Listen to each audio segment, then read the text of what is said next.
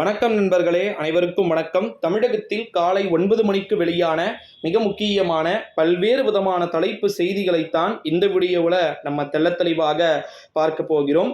வீடியோவை முழுமைக்குமே பார்த்தீங்கன்னா ஸ்கிப் பண்ணாமல் பார்க்குமாறு கேட்டுக்கொள்ளப்படுகிறது. முதல் தலைப்பு செய்தி என்ன அப்படின்னு பார்த்தீங்கன்னா, குறிப்பாக இன்னும் கிட்டத்தட்ட 500க்கும் மேற்பட்டோர் புதைந்திருக்க வாய்ப்பு இருக்கு முண்டக்கல் அப்படின்ற ஒரு பிளேஸ்ல பார்த்தீங்கன்னா ராணுவம் சொல்லியிருக்கிறாங்க. இது ஒரு மிகப்பெரிய ஒரு அதிர்ச்சியை ஏற்படுத்தி இருக்கிறது அப்படின்னே சொல்லலாம். அடுத்த மிக முக்கியமான அறிவிப்பு, வயநாடு நிலச்சரிவில் சிக்குண்டோருக்கான கேரளா முதலமைச்சர் நிவாரண நிதிக்கு பார்த்தீங்கன்னா சுமார் 5 கோடி நன்கொடை நிதியுதவி அளிக்க உள்ளதாக பிரபல தொழிலதிபர் கௌதம் அதானி பார்த்தீங்கன்னா தெரிவித்திருக்கிறார் அப்படின்னே சொல்லலாம். அடுத்த மிக முக்கியமான ஒரு அறிவிப்பு என்ன அப்படின்னா, நிலச்சரிவு பலி கிட்டத்தட்ட 300 நெருங்கி இருக்கிறது அப்படின்னே சொல்லலாம். அடுத்த மிக முக்கியமான ஒரு தலைப்பு செய்தி என்ன அப்படின்னா, தங்கத்தின் விலை தொடர்ந்து பெரிய அளவில் மாற்றம் இல்லாமல் 51,000 என்ற சூழ்நிலையிலேயே தொடர்ந்து இருக்கிறது.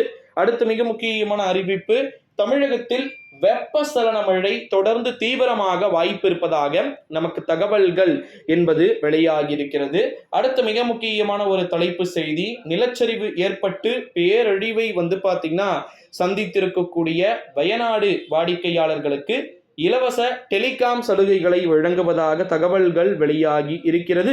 அடுத்த மிக முக்கியமான அறிவிப்பு, மேட்டூர் அணையிலிருந்து கிட்டத்தட்ட பார்த்தீங்கன்னா 2 லட்சத்திற்கும் மேற்பட்ட கன அடி நீர் அப்படின்றது திறந்து விடப்பட்டிருக்கிறது.